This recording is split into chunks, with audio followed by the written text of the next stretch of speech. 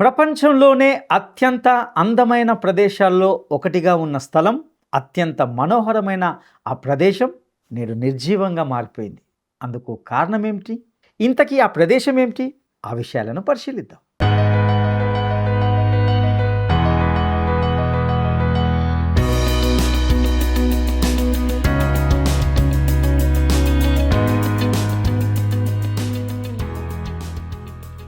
ప్రియమైన స్నేహితులారా, word రిసౌండ్స్ today పరిచర్య పక్షంగా మిమ్మల్ని అందరినీ నేటి ప్రేమధార కార్యక్రమానికి స్వాగతం పలుకుచున్నాం. ఈ అధ్యయనాల ద్వారా హోషేయ గ్రంథంలోని ఆధ్యాత్మిక సత్యాలను మరింత వివరంగా నేర్చుకుంటూ మీరందరూ దినదినము దేవునిలో ఎదుగుతూ ఉన్నారని తలుస్తున్నాం. నేటి ఈ పాఠంలో ఇశ్రాయేలు ఒక బుద్ధి లేని పిరికిగల పావురంతో పోల్చబడి అది అన్యులైన ఐగుప్తు మరియు అష్షూరు వైపు తిరుగుతుంది అనే మాటల్లో ఇమిడి ఉన్న అనేక ఆధ్యాత్మిక విషయాలను శ్రద్ధగా తెలుసుకుందామా? జీవిత నావా నడుపుము దేవా, నావయధికారివి కావా, నావయధికారివి కావా. జీవిత నావా నడుపుము దేవా, నావయధికారివి కావా, నావయధికారివి కావా.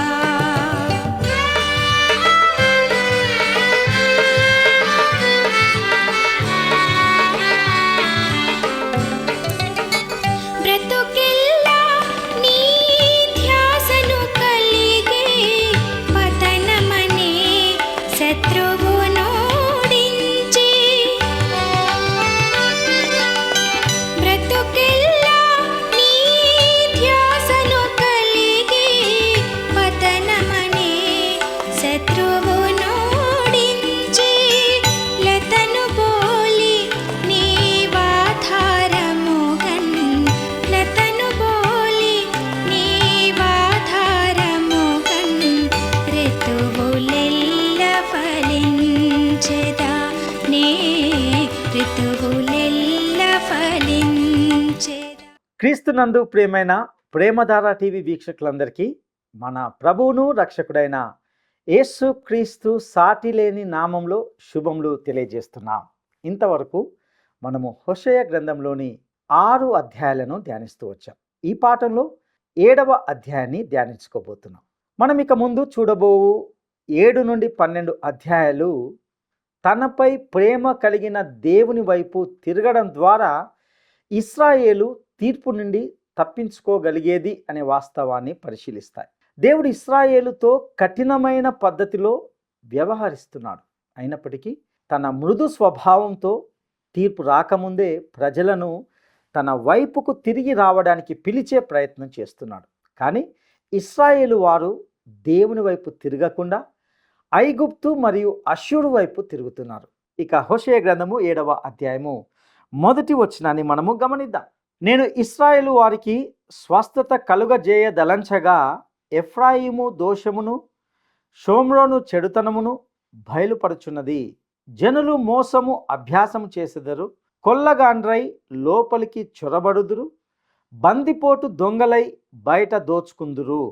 ప్రియులారా, ఇక్కడ షోమ్రోను ఉత్తర రాజ్యానికి రాజధాని. అంటే ఒమ్రీ అనే రాజు దానిని రాజధానిగా చేశాడు.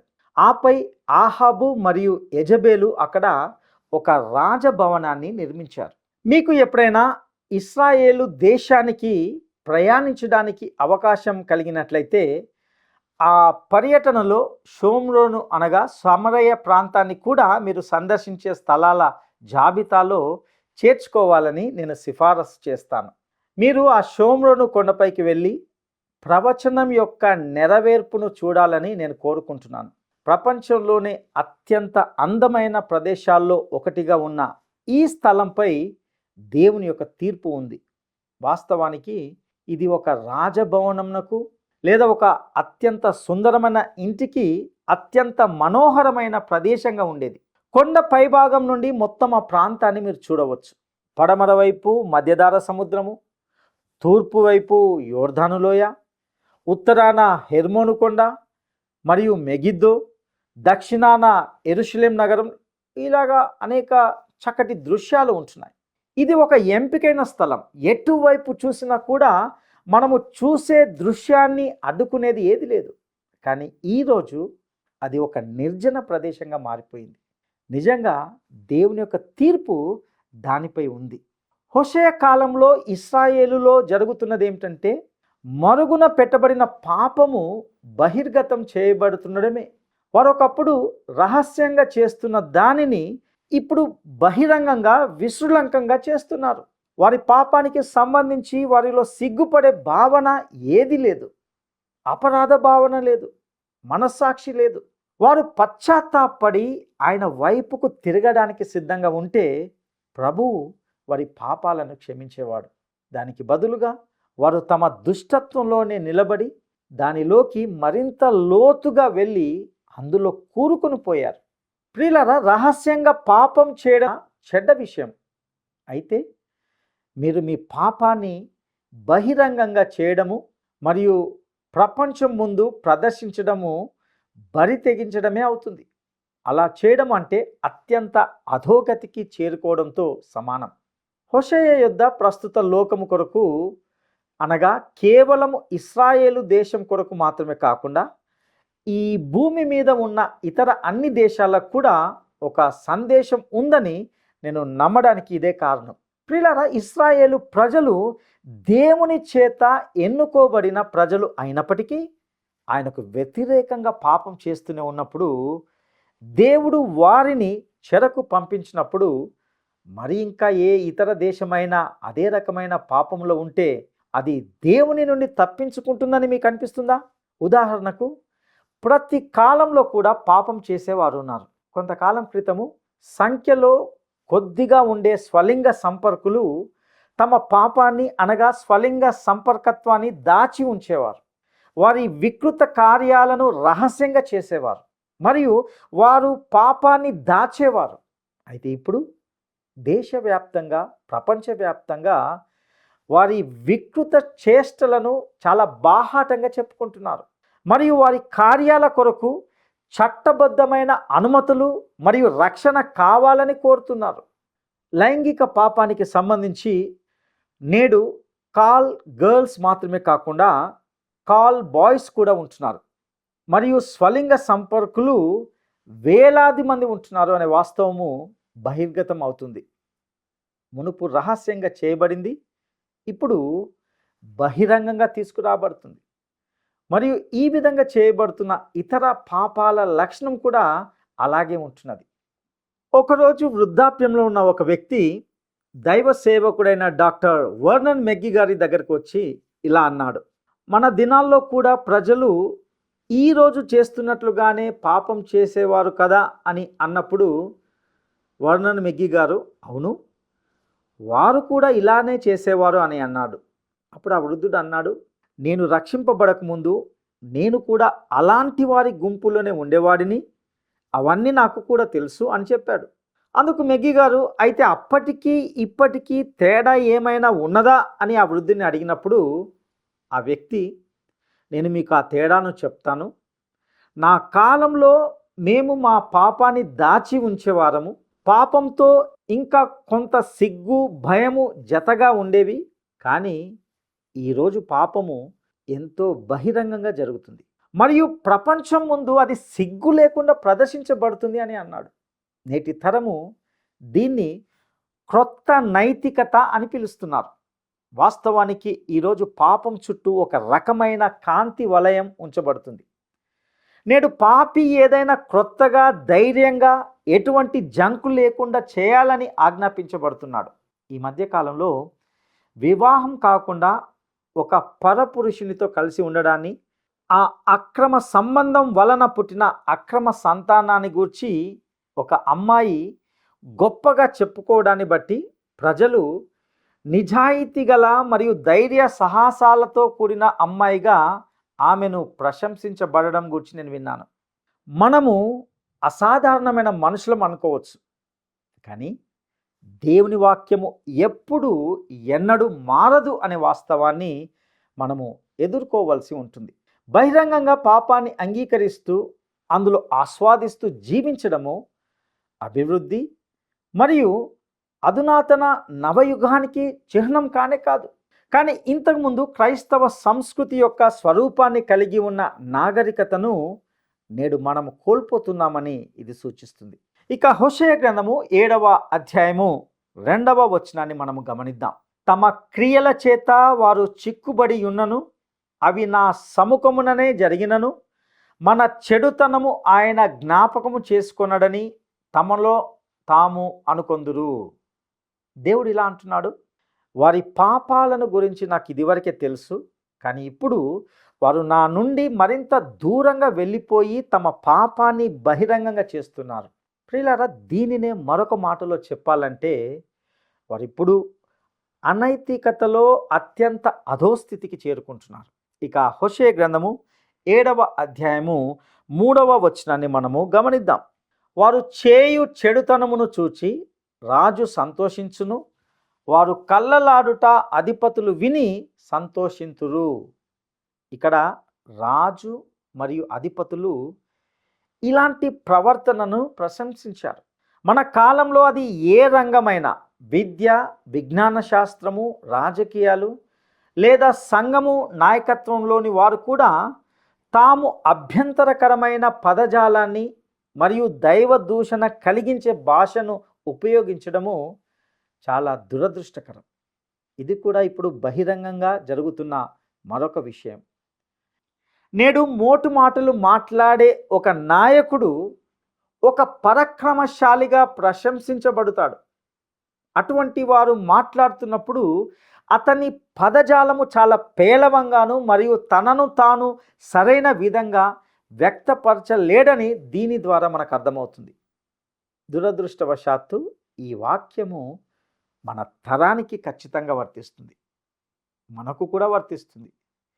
మరియు చరిత్ర మనకు చెప్పేది ఏమిటంటే అవి ఇప్పుడు మానవ చరిత్ర నుండి అదృశ్యమై శతాబ్దాల తరబడి ధూళితో మునిగిపోయిన శిథిలాల్లో పడి ఉన్న గతంలోని గొప్ప రాజ్యాలకు కూడా ఇది వర్తించింది. హోషేయ గ్రంథము 7వ అధ్యాయము 4వ వచనాన్ని గమనించడానికి ముందు నేను మిమ్మల్ని మీ మనసుల్ని ధైర్యం చేసుకొని వినడానికి సిద్ధపడాలని నేను కోరుతున్నాను. ఎందుకంటే ఈ మాటలు నేరుగా దేవుని వాక్యంలో నుండి రాబోతున్నాయి. అవి మనలను గుర్చే, మన తరంను గుర్చే మాట్లాడుతున్నట్లుగా మనము చూడబోతున్నాం. ఇక 4వ వచనాన్ని మనం గమనిద్దాం. రొట్టెలు కాల్చువాడు ముద్ద పిసికిన తర్వాత ముద్దంతయి పొంగు వరకు పొయ్యిని అధికముగా వేడిమి చేసి ఊరకొండునట్లు వారందరూ మానని కామాతురత గలవారై ఉన్నారు. ప్రియులారా, ఈ అలంకారము చాలా శక్తివంతమైంది. ఇక్కడ బేకర్ అనగా రొట్టెలు కాల్చువాడు తన పొయ్యిని అనగా ఒక అవెన్ని సిద్ధంగా ఉంచాడు. కానీ పిండి పిసికి కాల్చడం కోసము సిద్ధమయ్యేంత వరకు వేడిని పెంచలేదు. ఇక్కడ దేవుడు ఆధ్యాత్మిక వ్యభిచారం గురించి కాదు, కానీ సిగ్గుమాలిన, అసభ్యకరమైన, అశ్లీలంతో నిండిన వికృత అనైతికత గురించి మాట్లాడుతున్నాడు. వారు మునుపు వారి పాపాన్ని రహస్యంగా దాచిపెట్టేవారు, కానీ ఇప్పుడు వారు తెరచిన పొయ్యిలాగా ఆవేశంతో వేడెక్కి ఉన్నారు. మన కాలంలో పురుషులు తాము మగత్వం గలవారని నిరూపించుకోవడానికి మరియు స్త్రీలు తాము లైంగికంగా చైతన్యంతో ఉన్నవారని నిరూపించుకోవడానికి ప్రయత్నిస్తున్నారని నాకు అనిపిస్తుంది. ఈ ఆధునిక కాలంలో లైంగికత పట్ల ఒక అతి విపరీతమైన బహిరంగ ఆసక్తి ఉంటున్నది. ఇక హోషేయ గ్రంథము 7వ అధ్యాయము 5వ వచనాన్ని మనం గమనిద్దాం. మన రాజు దినమున అధిపతులు అతని ద్రాక్షారస బలము చేత మత్తిల్లి జబ్బుపడిరి, రాజు తానే అపహాసకులకు చెలికాడాయెను. ప్రియులారా, ఇక్కడ రాజు మద్యపానిగా మారిపోయాడు మరియు అతడు తనకు తానే మోసం చేసుకుంటున్నాడు. మనము దీనిని ఇంతకుముందు చాలా సందర్భాల్లో ప్రస్తావించాం, కానీ ఇది చాలా ముఖ్యమైనది కాబట్టి మనము దానిని మళ్ళీ గుర్తు చేసుకుందాం. ఉత్తర రాజ్యం పడిపోవడానికి కారణం ఏమిటి? దేవుని నుండి దూరంగా తిరగడమే కదా. దేవుని నుండి తిరగడం అనేది ఎప్పుడు కూడా నీచమైన అనైతికతలోకి దిగజారడంలో వ్యక్తీకరమవుతుంది. ద్రాక్షరసము మరియు స్త్రీలు సీసాలు మరియు వేశ్యాగృహాలు, మద్యము మరియు లైంగికత, ఇవి ఉత్తర రాజ్యాన్ని ఆకర్షించిన విషయాలు. ప్రియులారా, ఇప్పుడు నేను ఒక సాధారణ వ్యక్తిని కాదని, లేదా న్యాయంగా లేనివాడినని, లేదా ఒక పక్షపాతి అని మీరు అనుకుంటే, నేను మీకు ఒక న్యాయమైన ప్రశ్నను అడగడానికి అనుమతించాలని కోరుతున్నాను. మీరు ఈరోజు మీ చుట్టూ చూసినప్పుడు అన్ని రంగాల్లోని పురుషులు మరియు మహిళల ప్రధాన ప్రవృత్తి ఏమిటి? అది మద్యము మరియు లైంగికత పట్ల ఒక ఆసక్తితో కూడినవిగా, వాటితో ముడిపడినవి కాదా? ఈ రెండు మన నాగరికతలో ప్రముఖ విషయాలు అవ్వలేదా? ఇది ఎప్పుడు లేనంతగా ఈరోజు మన దేశంలో, ప్రపంచంలో బహిరంగంగా వస్తుంది అనేది నిజం కాదా? ఈ పాపాలు ఇశ్రాయేలులో బహిరంగంగా చేయబడినప్పుడు దేవుడు తాను తప్పక వారి విషయమై కదిలి వారికి తీర్పు తీర్చాలి అని చెప్పాడు. ఇక హోషేయ గ్రంథము 7వ అధ్యాయము 6వ వచనాన్ని మనం గమనిద్దాం. పొయ్యిలో పడినట్లు వారు తమ హృదయములను మాటులోనికి తెచ్చుకొని ఉన్నారు. తమలో రొట్టెలు కాల్చువాడు రాత్రి ఎంతయు నిద్రపోయినను ఉదయమున పొయ్యి బహుమంట మండి కాలుచున్నది. ఈ లోకంలో ప్రతిదీ కూడా పురుషులు మరియు స్త్రీల కామావేశాలను రేకెత్తించడానికి చేయబడుతుంది. మన ఈ కాలంలో అశ్లీలతను గురించి మాట్లాడుతూ మనము పెద్దలము, మనము చూడాలని అనుకున్నది మరియు వినాలని అనుకున్నది ఎంచుకునే హక్కు మనకు ఉండాలి అనే వాదనలను తరచుగా వింటుంటాం. సరే, మనము తిరిగే ప్రతి చోట, వెళ్ళే ప్రతి చోట అశ్లీలతతో మనపై దాడి చేసినప్పుడు మనము చూడాలనుకునే మరియు వినాలనుకునే వాటి విషయమై ఎంచుకునే స్వేచ్ఛ మనకు అంతగా లేదు. నేడు టెలివిజన్లో, సెల్ ఫోన్లో, సోషల్ మీడియాలో లేదా ప్రచార మాధ్యమాల్లో ప్రసారమయ్యే వాటిలో ఎంచుకునే స్వేచ్ఛ మనకు లేదు, ఉండదు. ఈరోజు మనకు అందించబడుతున్న వాటికంటే మెరుగైన వాటిని చూడాలని మరియు మెరుగైన వాటిని వినాలని కోరుకునేవారు చాలామంది ప్రజలు ఉన్నారని నేను భావిస్తున్నాను. కానీ మరొక గుంపు, అనగా తమ పాపానికి బానిసలుగా మారే స్వేచ్ఛను కోరుకునే వారిని బట్టి ఆ స్వేచ్ఛ మనకు నిరాకరించబడింది. ఇక హోషేయ గ్రంథము 7వ అధ్యాయము 7వ వచనాన్ని మనం గమనిద్దాం. పొయ్యి కాలునట్లు వారందరూ బహుమంట మండి తమ న్యాయాధిపతులను మింగివేయుదురు. వారి రాజులందరూ కూలిరి, వారిలో నన్ను స్మరించువాడొకడును లేడు. ఇక్కడ రాజులందరూ కూలిరి అనే మాటను గమనించారా? ఉత్తర రాజ్యానికి ఒక మంచి రాజు కూడా లేడు. మీరు కనుక చరిత్ర పుస్తకాలను ఒకసారి తిరిగేసి ఇశ్రాయేలు మరియు యూదా రాజుల జాబితాను చూస్తే యూదా దేశానికి కొందరు మంచి రాజులు అంటూ ఉన్నారని మీరు గమనించవచ్చు. వాస్తవానికి యూదా యొక్క 5గురు రాజులు ఉజ్జీవానికి నాయకత్వం వహించారు. కానీ ఉత్తర రాజ్యానికి ఆ సమూహంలో ఒక్క మంచి రాజు కూడా లేడు.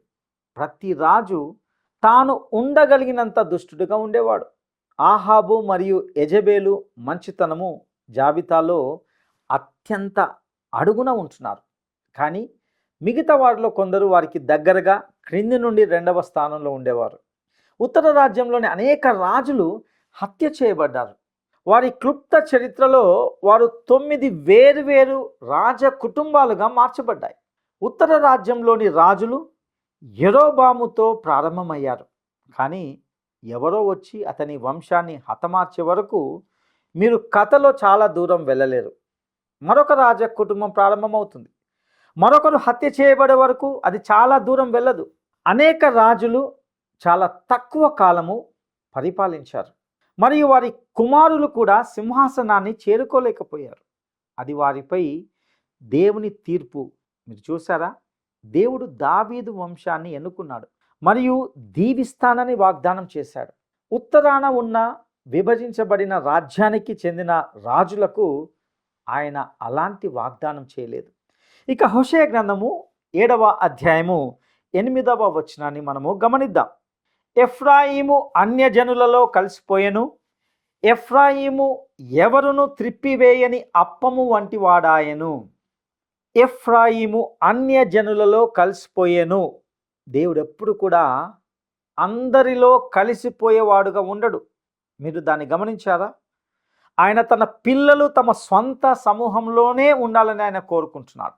ఎఫ్రాయిము త్రిప్పివేయని అప్పము వంటి వాడాయను. ఇక్కడ మనము మరొక మంచి సరళమైన ఉదాహరణతో ముందుకు సాగుతున్నాం. మరియు హోషేయకు అలాంటివి చాలా ఉంటున్నాయి. అలాగున చెప్పడంలోని ఆంతర్యం ఏమిటి అన్నది మనం చూసినప్పుడు, ఆ రోజుల్లో వారు పొయ్యిపై భాగంలో రొట్టెలు కాల్చేవారు. ఇప్పుడు మీరు అర్థం చేసుకోవచ్చు, త్రిప్పని రొట్టె ఒకవైపు కాలిపోయి మరొక వైపు పచ్చిగా పిండి పిండిగానే ఉంటుంది. అదే ఎఫ్రాయిము యొక్క జీవితము యొక్క వర్ణన. ఆ దేశము ఒకవైపు వేడెక్కి ఉండేది, కానీ మరొక వైపు పచ్చిగానే ఉండేది. వారు దేవుని పట్ల వేడిగాను మరియు చల్లగాను ప్రవర్తించారు. ఒక వ్యక్తి గురించి ఒక చిన్న ఊహాత్మక కథ ఉంది. అతడు అడవుల్లో తిరుగుతూ ఒక ఆశ్రమానికి వచ్చాడు. ఆ ఆశ్రమంలో ఉండే వ్యక్తి అతన్ని తన ఇంటికి ఆహ్వానించాడు. చలి నుండి లోపలికి వచ్చిన ఆ మనిషి తన చేతులపై ఊదడం ప్రారంభించాడు.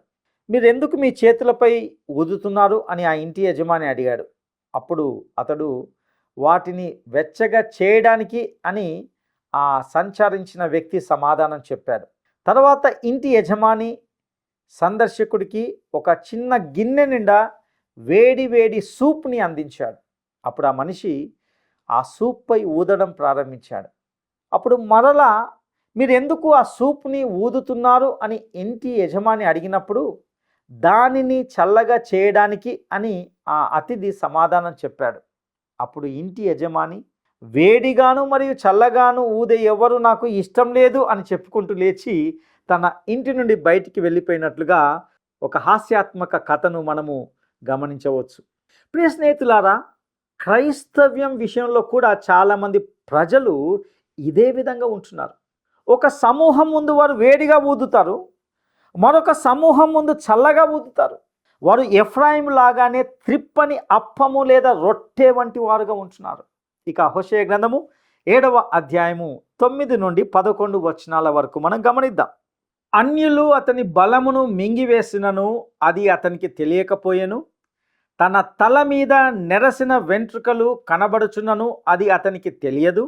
ఇశ్రాయేలుకున్న అతిశయాస్పదము అతని మీద సాక్ష్యము పలుకును. ఇంత జరిగినను వారు తమ దేవుడైన యెహోవా యొద్దకు తిరగకయున్నారు, ఆయనను వెదకకయున్నారు. ఎఫ్రాయిము బుద్ధి లేని పిరికి గుండె గల గువ్వయాయెను. వారు ఐగుప్తీయులను పిలుచుకొందురు, అశ్షూరీయుల యొద్దకు పోవుదురు. ప్రియులారా, ఇది మరొక ఆసక్తికరమైన ఉదాహరణగా ఉంటున్నది. మీరు ఎప్పుడైనా గువ్వను వేటాడి ఉంటే, ఒక గువ్వ యొక్క గూడులో గుడ్లు లేదా చిన్నపిల్లలు ఉంటే అది తన రెక్క విరిగినట్లుగా ప్రవర్తించి నిజంగానే మిమ్మల్ని మీకు చాలా దగ్గరగా రాణిస్తుందని మీకు తెలిసి ఉండాలి. అది మిమ్మల్ని తన గూడు నుండి దూరంగా లాక్కెళ్ళడానికి ప్రయత్నిస్తుంది. వాస్తవానికి గువ్వ వైపు నుండి అది చాలా తెలివైన పని కాదు. ఎందుకంటే 2 కారణాలు. ఒక గువ్వ మిమ్మల్ని అంత దగ్గరికి రానిచ్చినప్పుడు దగ్గరలో ఒక గూడు ఉందని శత్రువుకు తెలుస్తుంది. రెండవది, తన జీవితాన్నే ప్రమాదంలో పడేస్తుంది. ఇప్పుడు ఇక్కడ ఎఫ్రాయిం ఉంది. అది సహాయం కోసము దేవుని వద్దకు పరిగెత్తడానికి నిరాకరించింది. కాబట్టి మొదట అది సహాయం కోసము ఐగుప్తు యొద్దకు పరిగెత్తింది. ఐగుప్తు తనకు కావలసిన సహాయము ఇవ్వనప్పుడు అది అశ్షూరు యొద్దకు వెళ్ళి సహాయాన్ని కోరింది. అది ఒక మూర్ఖపు గువ్వలాగా ఇక్కడకు అక్కడకు వెళ్ళింది. ఎఫ్రాయిమును గూర్చి ఎంత అద్భుతమైన వర్ణన కదా. ఇక హోషేయ గ్రంథము 7వ అధ్యాయము 12వ వచనాన్ని మనం గమనిద్దాం. వారు వెళ్ళగా నేను వారి పైని నా వల వేయుదును, ఆకాశ పక్షులను ఒకడు కొట్టినట్లు వారిని పడగొట్టుదును, వారి సమాజంనకు నేను ప్రకటించిన ప్రకారము నేను వారిని శిక్షించును. మనలో చాలామందికి తెలుసు, పక్షులను పట్టుకోవడానికి ఆయా గింజలను వేస్తాం. ఆ గింజలను తినడానికి పక్షులు వస్తాయి. అవి నేరుగా ఆ విత్తనాలను తింటూ వస్తూ వలలో చిక్కుబడతాయి. దేవుడు ఇక్కడ అదే చెబుతున్నాడు.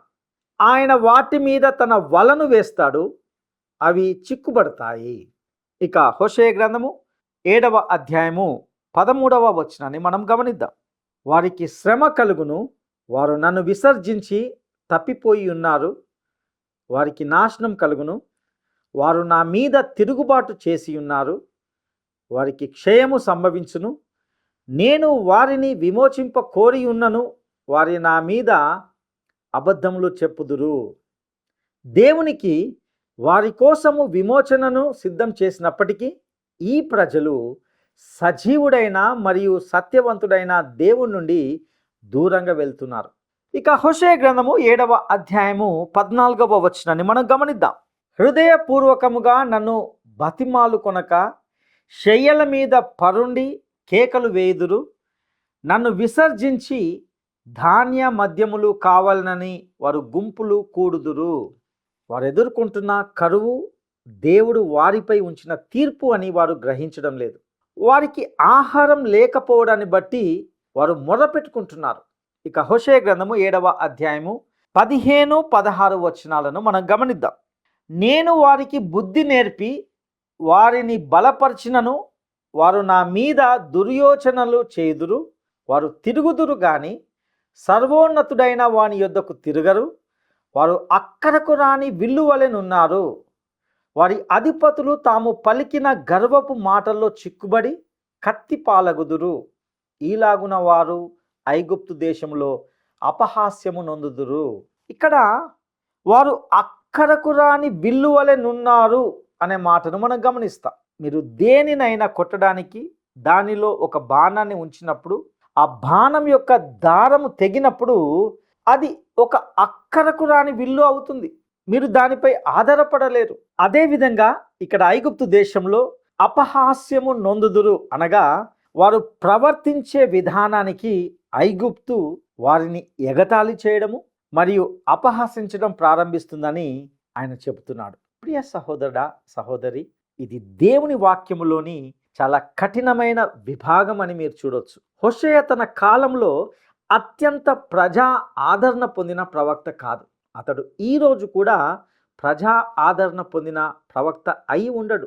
అయినప్పటికీ అతని యొద్ద మన కోసం ఒక సందేశం ఉంది. మనం దాన్ని వినడం మనకెంతో మంచిది. ఈ సందేశాన్ని మన జీవితాలకు అన్వయించుకుందాం. అటు కృప దేవుడు మనకు దయచేయను గాక. దైవాశీస్సులు.